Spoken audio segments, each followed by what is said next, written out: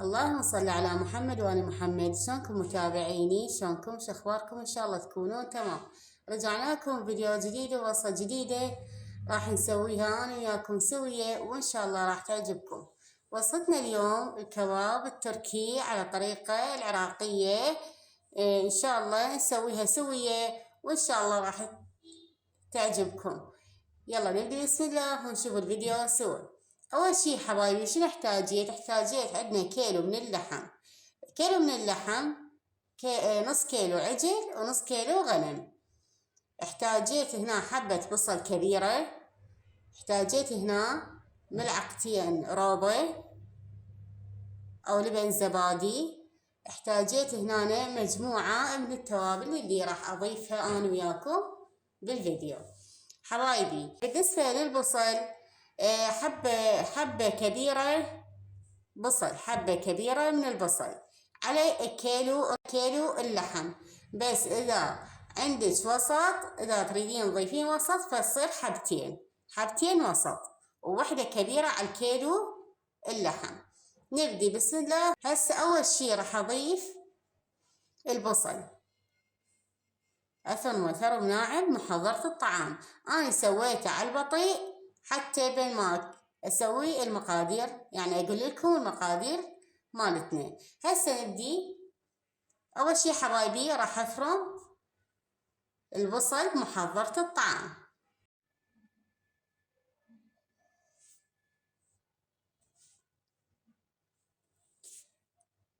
هسه حبايبي هنا فرمته فرم ناعم. هنا راح أضيف نص الكمية مال اللحم. ليش؟ لأن أنا محضرة الطعام مالتي صغيرة، راح أضيف نص الكمية مال اللحم أفرمها وبعدها أضيف القسم الثاني. بس أنت إذا محضرة الطعام مالتك تكفي الكيلو ضيفيه كله عادي، ماكو أي إشكال. حبايبي الفرم راح يكون على الدرجة الثالثة. ليش؟ لأن احنا نريده يصير كلش ناعم.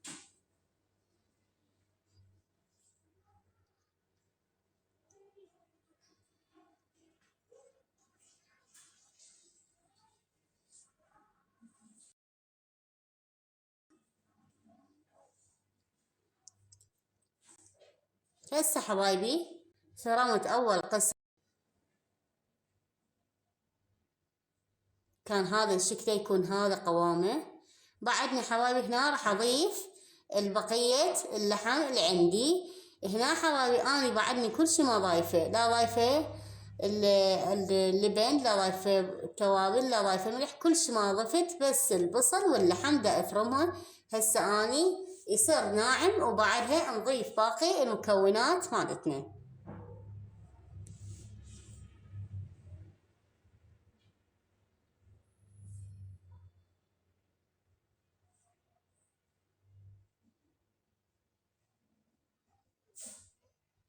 هنا حبايبي بعد ما فرمت اللحم ويا البصل، هسه راح اضيف اللبن ملعقتين كلش كافي. راح اضيف التوابل. شنو عندنا حبايبي؟ عندنا ثوم باودر، عندنا فلفل اسود، عندنا بابريكا، وعندنا راح اضيف الملح. هذا هو، هاي التوابل.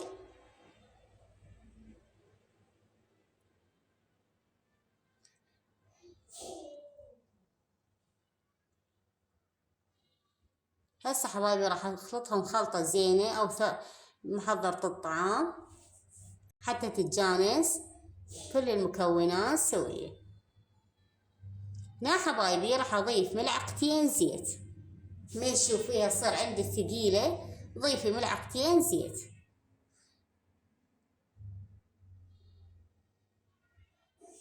هنا حبايبي كان هذا قوامه يصير كلش ناعم وطري بنفس الوقت حتى ينفتح عندنا بالشبك.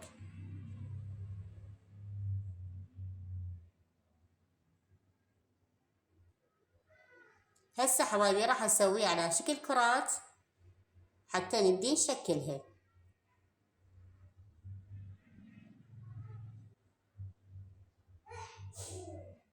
هنا حبايبي عندي شنو راح استخدم هنا الورق الزبدة.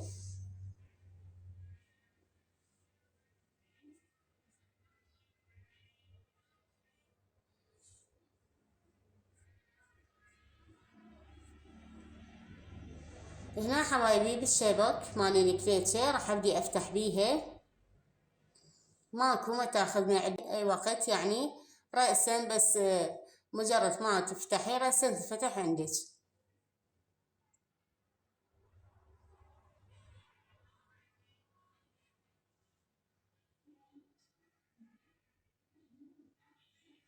بهاي الطريقة حبايبي راح نفتحها. هسه حبايبي راح ارفع الطبقة الفوق مال ورق الزبدة. هسه حبايبي بهاي الطريقة راح ابدي اطويها حتى ندخلها الفرن. شوف حبايبي تكون طبقة كلش رقيقة، طبقة اللحم.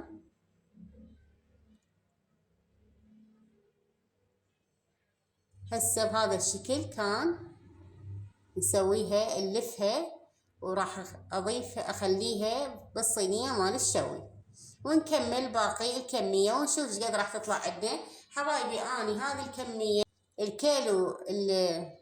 الكيلو اللحم طلع عندي فد 5 لفات، طلعت عندي 5 لفات، طلعت عندي 5 لفات كمية كل زينة.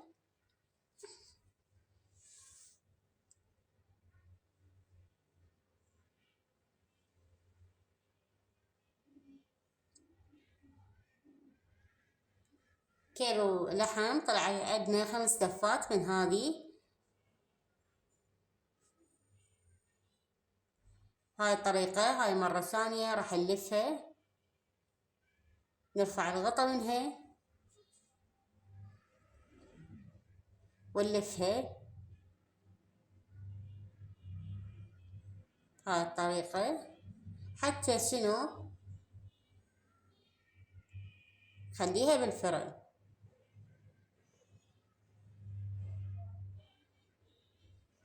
حبايبي هاي اللفة الثانية. هنا حبايبي بعد ما كملت كل الكمية مال اللحم طلعت عندنا 5 لفات، هذه 4 لأن الصينية مالتي صغيرة فما كفت، خليت 4 وضفت خضراوات، ونضيف على الخضراوات ملح. وهسه راح ندخلها للفرن ونفتح عليها الفوق والجوة لمدة ساعة تقريبا وتطلعيها. أنا أخذت مني ساعة، وهذه جيت بعدين أعود من أكمل هذه الوجبة أخليها.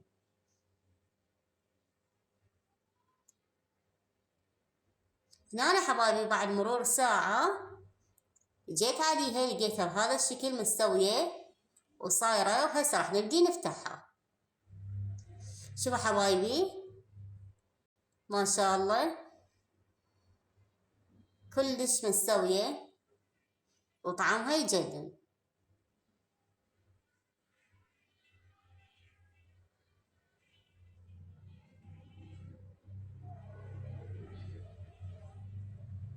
بهذه الطريقة راح نفتحها كل اللفات، أتمنى تجربوها، طعمها كلش طيب. هسه حبايبي راح ابدي افتحها بداية وحتى ادخلها للفرن بهاي الطريقة. حبايبي راح افتحها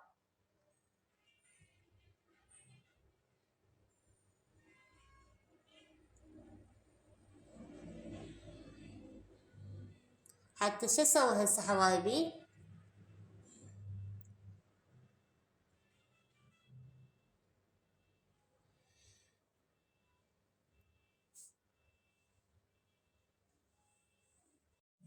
هسه حبايبي راح ادخلها على الفرن وافتح عليها بس الفوق حتى يتحمر عندنا الوجه لمدة ربع ساعة. هنا حبايبي ما يصير الكباب راح ابدي اسوي الصوص. شنو عندنا هنا ملعقتين من الزبادي او الروبة، راح اضيف لها ملعقتين ليمون، راح اضيف مايونيز، راح اضيف ملح، راح اضيف الثوم.